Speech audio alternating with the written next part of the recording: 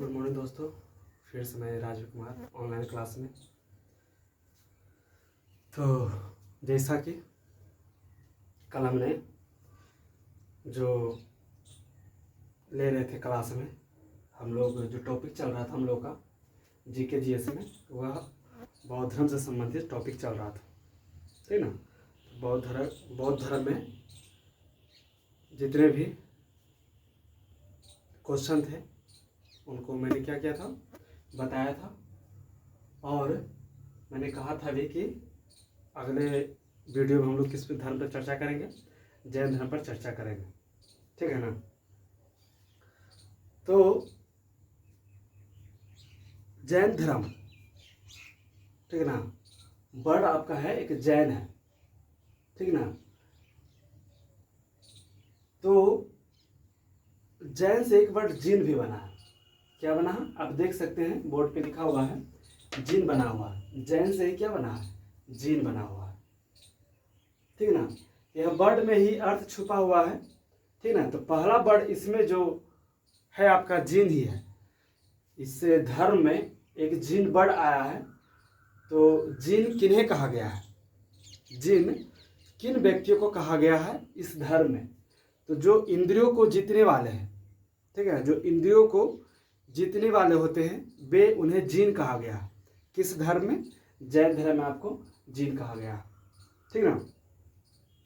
जैन धर्म के संस्थापक प्रवर्तक बोल सकते हैं, पहले तीर्थंकर बोल सकते हैं, वह ऋषभदेव थे। कौन थे, ऋषभदेव थे।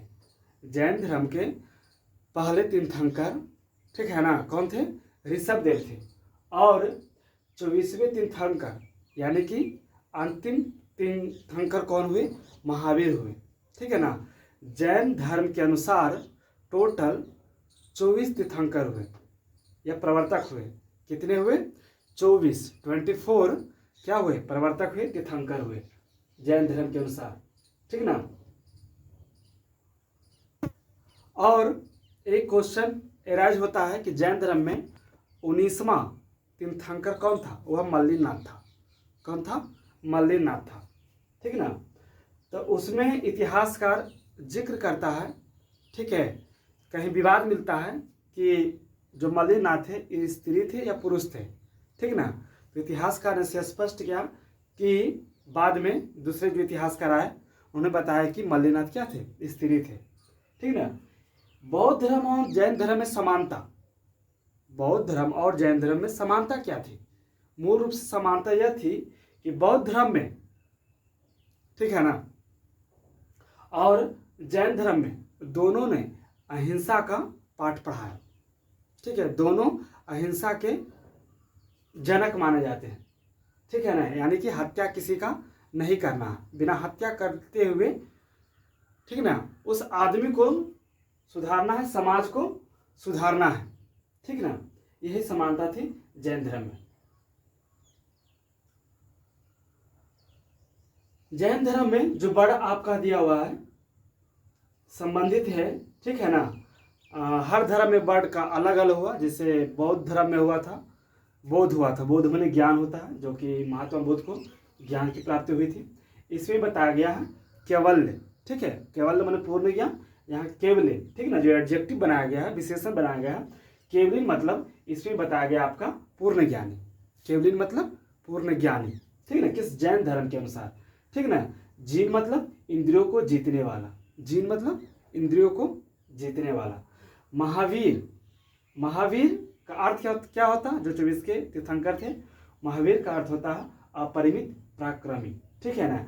ऐसा पराक्रम जिससे नापा या तौला नहीं जा सकता, ठीक ना, यानी कि अधिक मात्रा में, ठीक है ना, अधिक मात्रा में पराक्रम होता है उसे अपरिमित पराक्रमी बोलते हैं।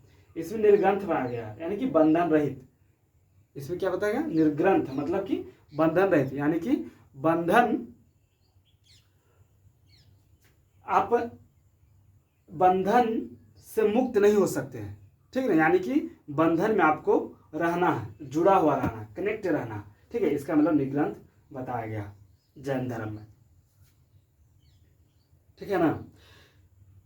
उसके बाद जैन बौद्ध जैन भिक्षुनी, ठीक है ना, जैन भिक्षुनी संघ की स्थापना की गई थी, उसका अध्यक्ष चंदना को बनाया गया था।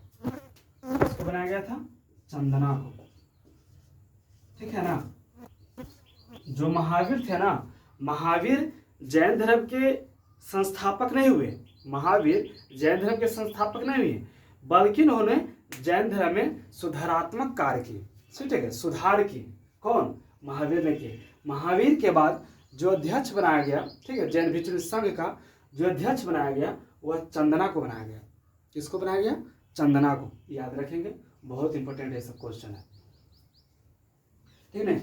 अब क्वेश्चन एराइज होता है कि जैन धर्म का विभाजन, जैन धर्म का विभाजन किसके काल में हुआ था? जैन धर्म का विभाजन किसके काल में हुआ था? वह चंद्रगुप्त मौर्य के काल में हुआ था। किसके काल में हुआ था? चंद्रगुप्त मौर्य के काल में हुआ था, ठीक है ना।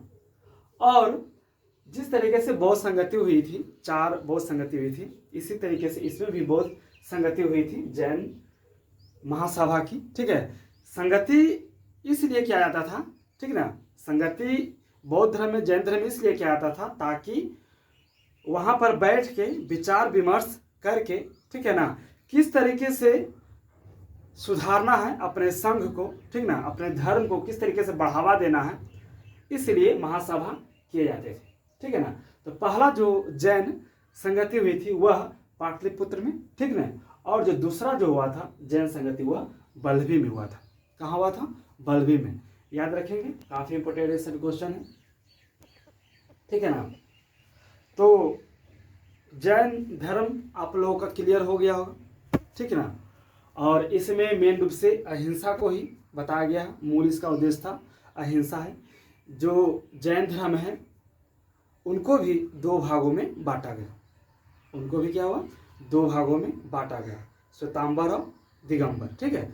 श्वेतांबर के अध्यक्ष स्थूलभद्र को बनाए गए थे, ठीक ना। श्वेतांबर के अध्यक्ष किसको बनाए गए थे? स्थूलभद्र को बनाए गए थे। किसको बनाए गए थे? स्थूलभद्र को,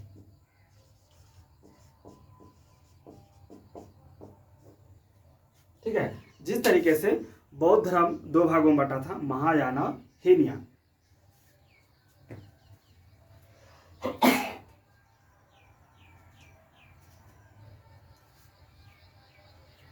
उसी तरीके से जैन धर्म को भी 2 भागों में बांटा गया, श्वेतांबर और दिगंबर में, ठीक है ना। श्वेतांबर के लोग कपड़े पहन के रहते थे, ठीक है, साफ सुथरा कपड़े, ठीक ना।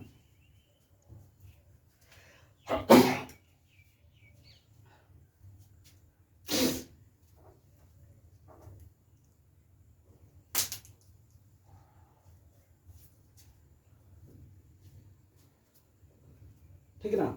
लेकिन और जो दिगंबर के लोग थे, दिगंबर संप्रदाय के थे, वो नंगे रहते थे, ठीक ना, वह नंगी अवस्था में रहते थे।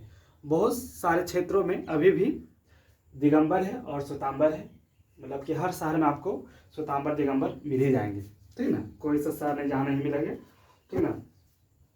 जैन धर्म के अनुसार इसमें अनुव्रत को बताया गया, ठीक है। अनुव्रत किसमें बताया गया?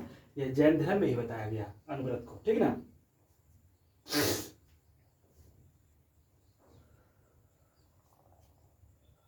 और कोई क्वेश्चन अगर जैन से होंगे, जैन धर्म से संबंधित, तो कमेंट में जरूर लिखें, ठीक है ना, उनको जिक्र किया जाएगा अच्छी तरीके से।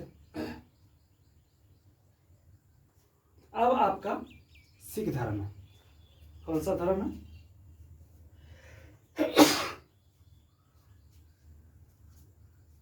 सिख धर्म है। तो पंजाब राज्य के जो संस्थापक थे, पंजाब राज्य के संस्थापक कौन थे? वह महाराजा रणजीत सिंह थे। पंजाब राज्य के संस्थापक कौन थे? महाराजा रणजीत सिंह,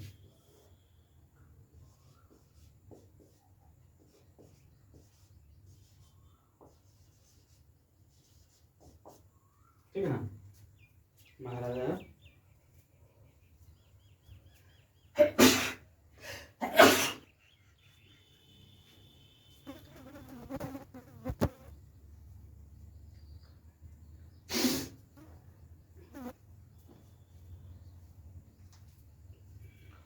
पंजाब राज्य के संस्थापक कौन थे?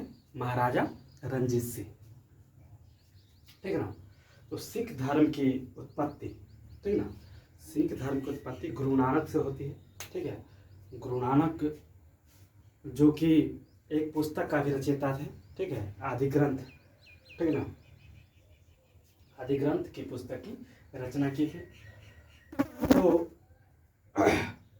जो आपके जो अंतिम गुरु कहे जाते हैं सिख धर्म के, जो अंतिम गुरु है वह गुरु गोविंद सिंह, जिनका जन्म पटना साहिब में हुआ था। ठीक है, और इनका जो समाधि है गुरु गोविंद सिंह का, वह आनंदपुर साहिब कहाँ, पंजाब में है। ठीक है ना। तो इनका जन्म करीब यह पटना में 9 वर्ष बिताए थे। जो गुरु गोविंद से थे लगभग क्या थे 9 वर्ष पटना में बिताए थे। और इस कारण से पटना सिटी में ही, पटना साहिब में भी इनका बहुत बड़ा मंदिर बना हुआ है। ठीक है ना, जहाँ पर लोग पूजा करने जाते हैं। इस धर्म में, सिख धर्म में एक पाहुल प्रणाली चलाया गया था। सिख धर्म में एक पाहुल प्रणाली चलाया गया था। इस पाहुल प्रणाली का अर्थ होता है कि जाति को छोड़कर, कोई भी जाति का हो, सभी जाति के लोग इसमें, ठीक है ना, कटोरे में अमृत रहता था और प्रसादी रहता था, सभी लोग ग्रहण करते थे। ठीक ना, इसमें इस कारण से इनको पाहुल प्रणाली के अंतर्गत माना जाता है। पाहुल प्रणाली में यही था कि एक कटोरी में प्रसाद और जो अमृत रहता था उसे एक साथ लोग क्या करते थे, ग्रहण करते थे। ये किस धर्म में थे, सिख धर्म में ही थे। ठीक ना। अब क्वेश्चन एक ही पूछता है, खालसा पंथ की स्थापना कब हुई थी। खालसा पंथ की स्थापना कब हुई थी, 1699 ईस्वी में। ठीक ना, खालसा पंथ की स्थापना कब हुई थी, 1699 ईस्वी में। और क्वेश्चन पूछता है गुरु नानक का जन्म कब हुआ था। गुरु नानक का जन्म 1469 ईस्वी में हुआ था। कब हुआ था गुरु नानक का जन्म, 1469 ईस्वी में। 1469 ईस्वी में गुरु नानक का जन्म हुआ था।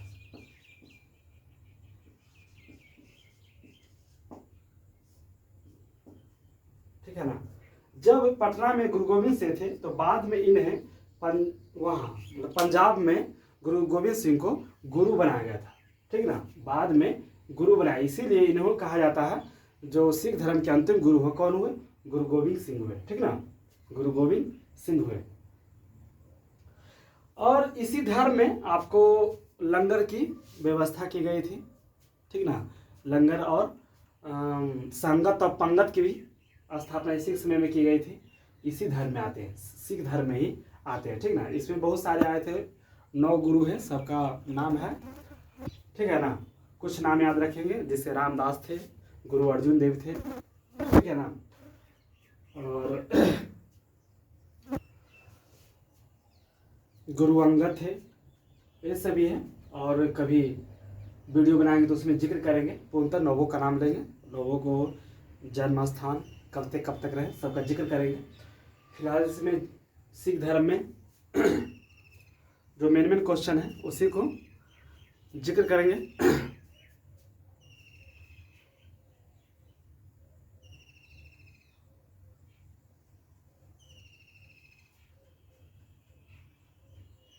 तो आगे फिर हम चर्चा करेंगे अगले वीडियो में यहूदी धर्म, हिंदू धर्म, इस्लाम धर्म, पारसी धर्म और ईसाई धर्म। ठीक है ना, अगले वीडियो में यही इसी सब का चर्चा करेंगे। और ये सभी जो जीके है इनको बार-बार वीडियो में देखें, याद हो जाएंगे। और उसके बाद इसका हम PDF भी बनाकर भेजेंगे ताकि आप लोगों को समझ में आ जाएंगे। तो इस वीडियो में आज के लिए इतना ही। जय हिंद, जय भारत।